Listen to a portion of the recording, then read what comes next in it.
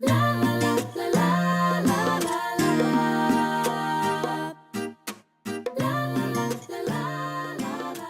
welcome to Elizabeth's Craft Room. I've got a few tips today. I'm going to talk a little bit about masking, and just show you some tips. Okay, I'm going to start off with this stamp. This is from Papaya Collage. Absolutely lovely stamp set. There's two sets to it. I'm going to start off just with the frame here. Yeah, 2 boxes worth of stamps. And I'm going to ink this frame up with crushed curry. But I want this to look like kind of an old gold frame. So I want to add a little bit of darker colour in there with the baked brown sugar. And one way you can do this is to use your dauber and just pick out some bits of the image and put on your darker colour. So you do need to start with a lighter colour first and then put your darker colour on top. Okay, and we'll see how that goes. So just line that up more or less in the middle, we'll see. Give that a good press down because it's quite a large stamp. Lift that out, and then can you see we've got a range of different colours in there, and there's quite a nice little effect on that frame. So now we're going to look at masking. So I'm going to bring in the other half of this stamp set, and I'm going to take that leaf image, a kind of maidenhair fern, which is very pretty, and I want to stamp that on here, but I don't want to have the edge of it over the top of the frame. So I'm going to use the best thing in the world for masking, which is some post-it notes. I've got rather large ones here, and that will do me just fine. So I'm just going to line that post-it note up with the edge of where that frame is.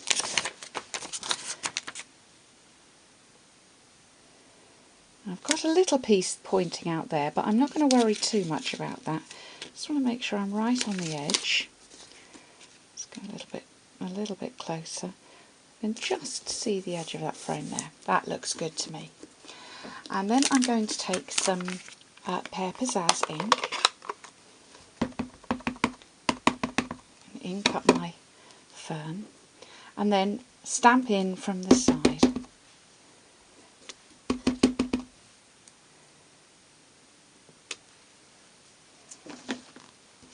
And by peeling that off, you can see I've just got my ferns on the inside. Now the other thing I'm going to do is to show you another masking technique, this time using a butterfly from Papillion Papori.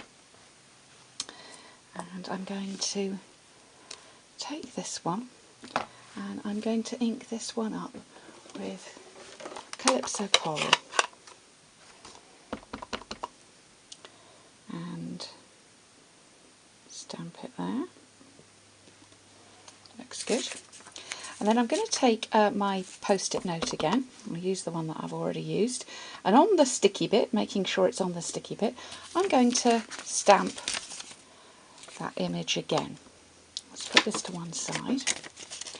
Now I'm going to take that and put it over the top of another piece of paper, so it's not sticky on the underneath side. And I'm going to take my punch that matches that stamp set and punch out the butterfly. Now I need to separate those two, remove the one from the back. So now I have a sticky butterfly, and I'm going to pop that over the top. I'm going to take the same colour, which is Calypso Coral, and I'm going to stamp off to get some of the ink removed, and then in the paler colour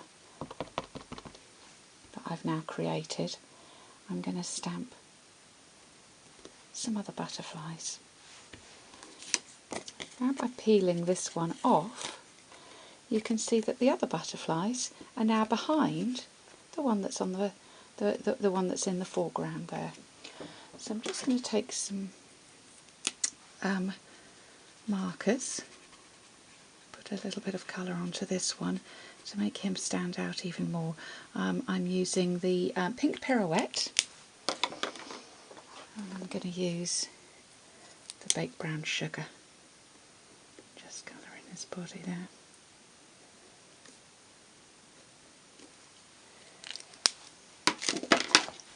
And then for the other two, I'm going to just put a little bit of Pink Pirouette there in the lid. I'm going to take my aqua painter and just put in a paler version of that same colour over those butterflies. So I was deciding how to finish this project and what to do with this pretty little picture, so I've just made a little folder to be a gift card holder. Nothing fancy about it. If you want to know the measurements, let me check that in inches. It's about 10 3/4 inches scored at 4 1/4 and about 9 5/8. And I'm just going to stick that on the front. In fact, I think what I'm going to do is to pop it, yeah, just on there, I think.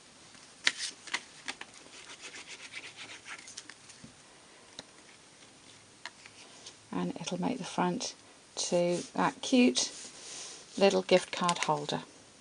So I hope you've enjoyed today's project. Come back soon to Elizabeth's Craft Room for more.